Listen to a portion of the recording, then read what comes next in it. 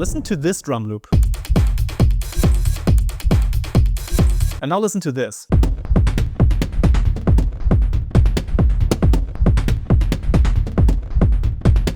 One sounds like every other loop on Splice and the other one sounds completely unique, but they come from the same source. So how's that possible? The secret here is a granular processing technique that I've been using for my sound installations for years. But the cool thing is I'm now hearing this more and more in contemporary techno by artists like Schlayer. So in this video, I'll break down the exact 3-step technique that I use to turn any boring percussion loop into a signature textured groove. But first, let me show you why this works, because if you don't understand granular processing at all, then you'll be just randomly twisting knobs without any repeatable results. Granular processing takes your audio and slices it into tiny pieces called grains. Then it rearranges and layers those grains in different ways. Think of it like taking a photo and then cutting it into hundreds of tiny squares and then reassembling them into something completely new. Same source material, but textures totally transform. And that's why this creates sounds that you can't get any other way. Alright, step 1 is to find the right texture. Now here's how I do this. So you first go through your library and you pick one of the percussion sounds that you would like to work with. Now here I've already selected the one that we use as a starting point. It sounds like this.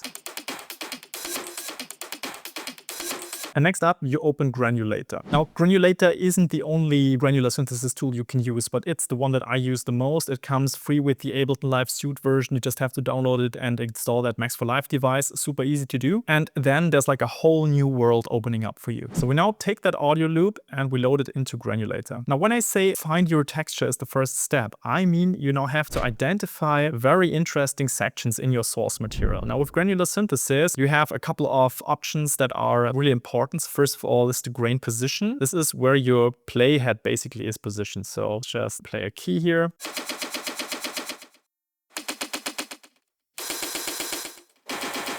So you can see this is like the playback of different sections of that loop. Now it gets interesting when you also play around with the grain size. This is how you split this thing apart.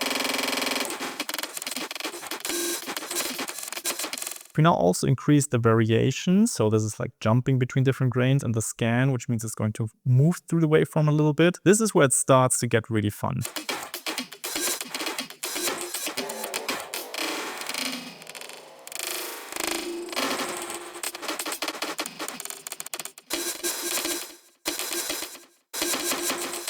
You can also make it a bit more snappy by adjusting the shape to a lower value. Or let it fade in slowly like this.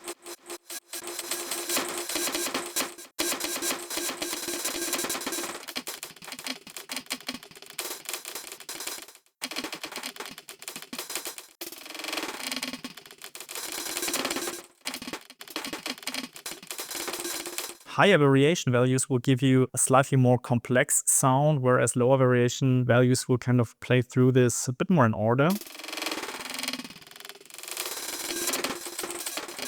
Both of them can sound great. So I really like this little like tom thing here. Let's see if we can find this.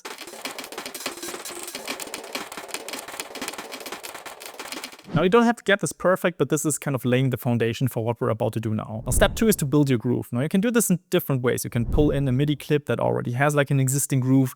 You can program it from scratch, or you just use a sequencer, which is my preferred way of doing this. So let's load Sting. This is going to trigger certain sequences that play through different parts of that granulated waveform.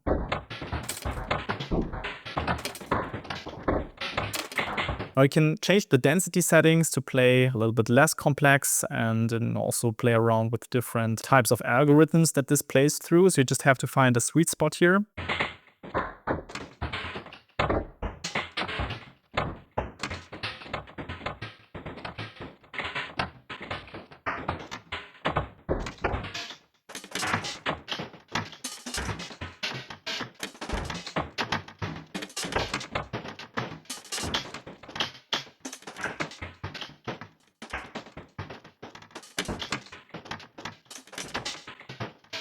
Let's bring the volume up a bit. And sometimes it's better to play this in context with, for example, the kick drum and the bass, just to see what works with the overall groove of the track. So let's play it like this. We just mute the original percussions, let hi-hat, bass, and kick play.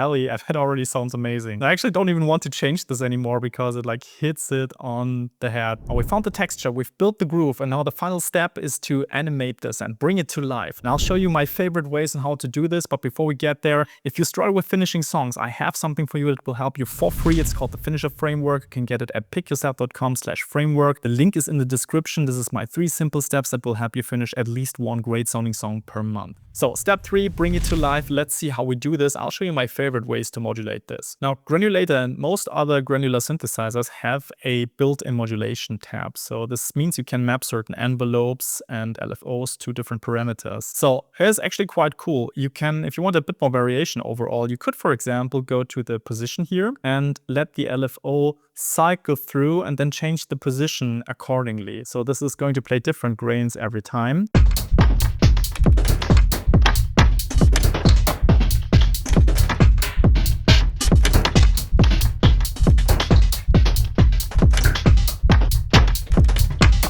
As you notice, the more I increase the LFO, the wider it pulls different grains from the overall waveform. You can also influence how percussive everything sounds, especially the timbre of the sound, by just adjusting this shape parameter. Now with the shape, you could either use once again an LFO, or you can use the envelope, which is something that I like to do quite a lot. So if we go to the second envelope here, you could just, for example, make that really snappy. And this is going to change quite dramatically the shape here.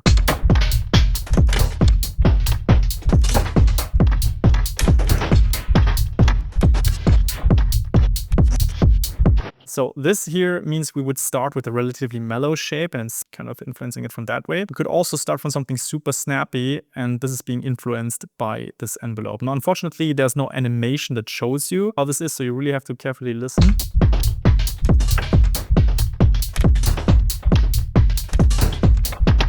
And overall, you can also shape like the envelope of the main amp of this. So if you want to overall make this more snappy, you can obviously make it like this. Or let it fade in a bit.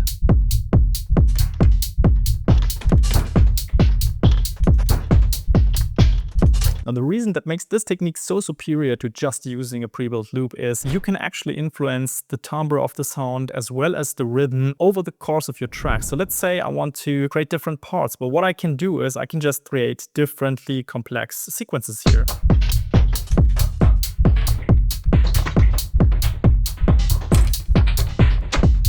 Change the grain size.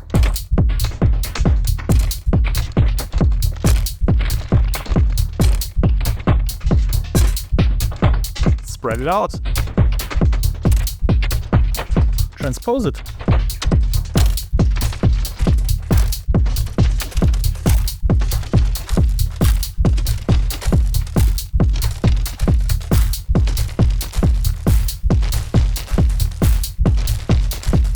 And just to show you how powerful this is, here's a transition I'm making in a few seconds just with using this tool and a reverb. So we're automating grain size, shape, and transposition, and also we're modulating the word dry portion of the reverb. That's everything being done here. We have a filtered kick drum, and then we have this little drop here. Yeah, and this is what you can build with just a few minutes of granulation.